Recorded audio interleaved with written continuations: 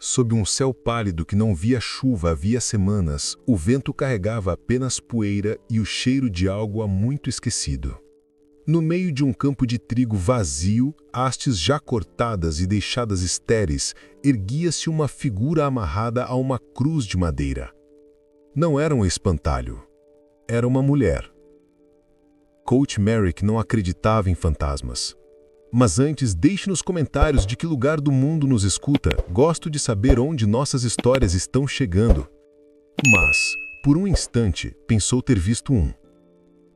Seu cavalo diminuiu o passo sem que fosse mandado, cascos esmagando suavemente o restolho ressecado da terra.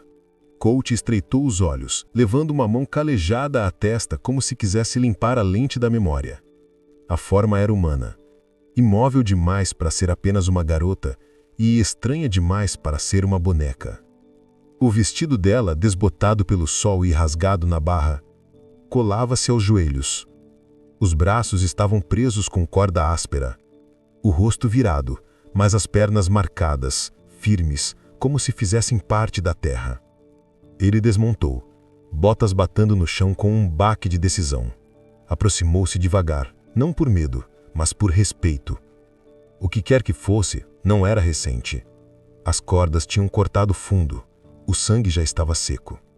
Mas algo dentro dela ainda resistia. Então ela virou a cabeça levemente. A voz saiu rouca, como o vento arrastando cascas de milho. Você vai terminar o que eles começaram?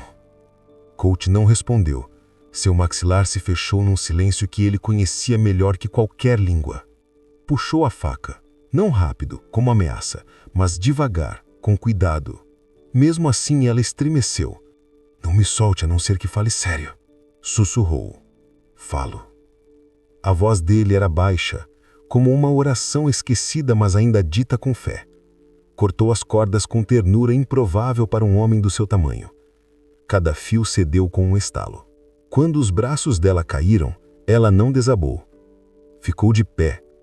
Isso o surpreendeu mais que tudo. Ela piscou como se o mundo fosse claro demais, mesmo sob aquele céu sem cor. Os lábios tremiam, não de medo, mas pelo peso de ser vista. Não chorei. Nenhuma vez. E não precisa agora também. O silêncio entre eles não era constrangedor. Era denso de outra coisa, algo que nenhum dos dois havia pedido. Ele a levou até o cavalo, e ela não resistiu. Montou atrás dele quase sem segurar.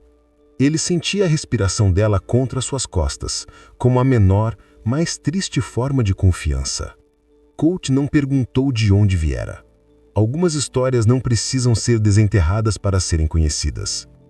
A pele dela estava queimada de sol na gola da blusa simples de colona. Estava sem sapatos. As palmas das mãos cheias de bolhas, e o silêncio dizia mais que qualquer confissão. Quando chegaram à cabana dele, não disse, fique à vontade. Seria mentira. Aquele lugar mal podia ser chamado de lar.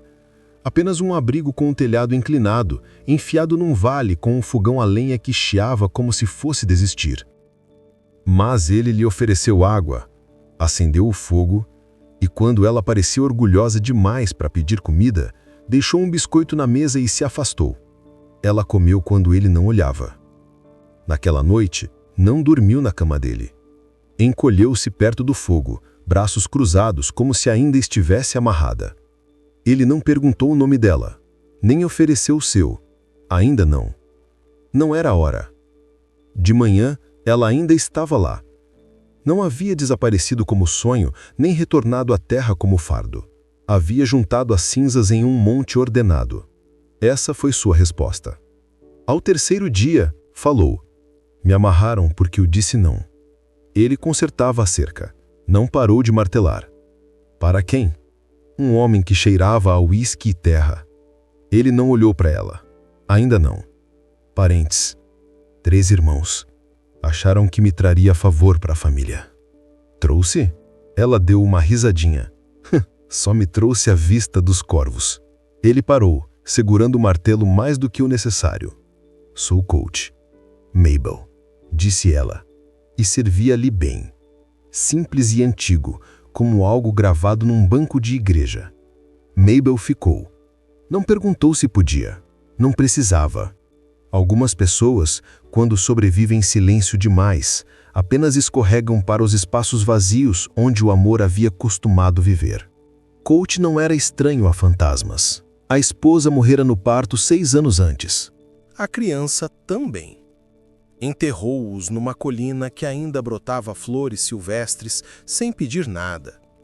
Desde então, vivia com seus cães, suas ferramentas e uma dor tão imóvel que parecia mobília. Mas Mabel não era dor, era outra coisa. Quando ele lhe passava um pão fresco, ela fazia sopa em troca. Quando ele deixava pregos na varanda, ela consertava o degrau quebrado. As conversas entre eles vinham como chuva em seca.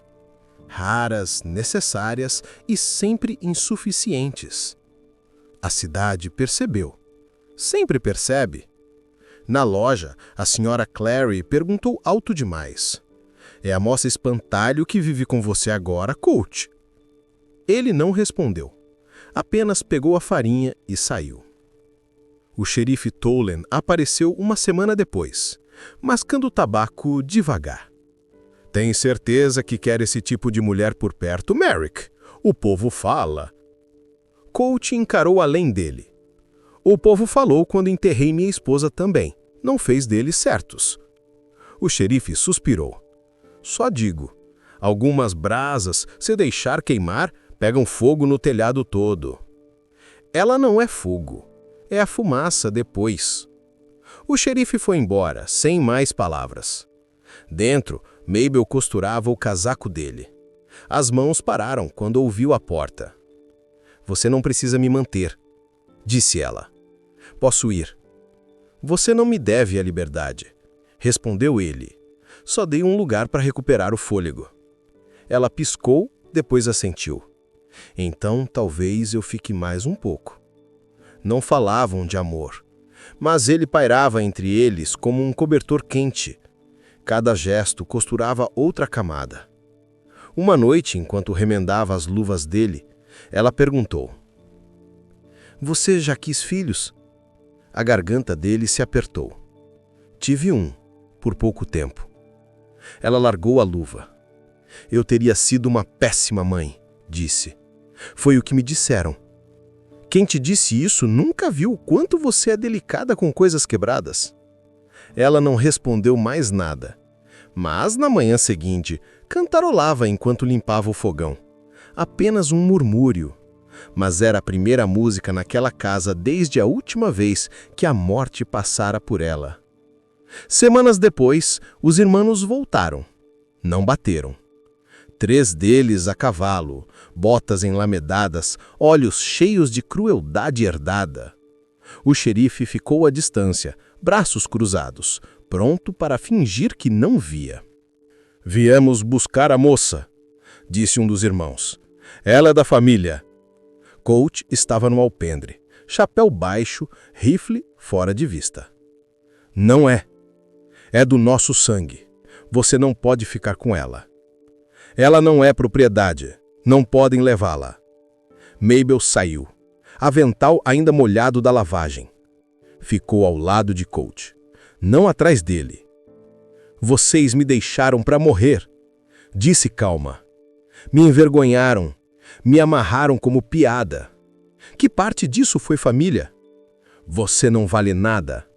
Cuspiu o mais velho. Ninguém te quer. Colt deu um passo à frente. A voz não se elevou, mas o ar em volta dele se adensou. Então, é bom que eu tenha vivido tanto tempo na terra. Sei reconhecer ouro quando vejo. Um silêncio se seguiu. Os irmãos olharam para o xerife, mas o homem só deu de ombros. Não há crime em escolher bondade. Foram embora, sem outra palavra. Deixaram apenas poeira.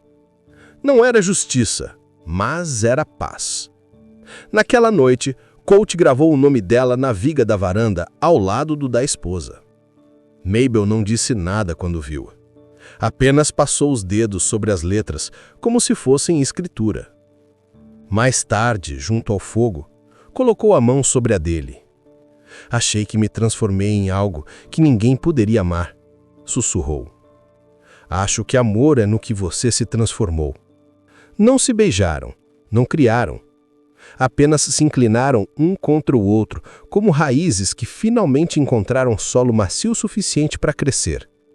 Se você ainda está ouvindo, onde quer que esteja, lembre-se disso. Às vezes o mundo não vem te buscar. Às vezes ele te amarra, te deixa exposto e espera que você apodreça. Mas se você sobreviver tempo suficiente, alguém pode passar. Alguém tão quebrado, tão perdido quanto você. E se tiver sorte, essa pessoa vai parar. Não para te salvar, mas para te lembrar que você nunca foi apenas um espantalho. Sempre foi alguém que valia a pena libertar. Se você gostou desta história, se inscreva em Entre Vozes e Corações e ative o sininho para não perder nenhuma novidade.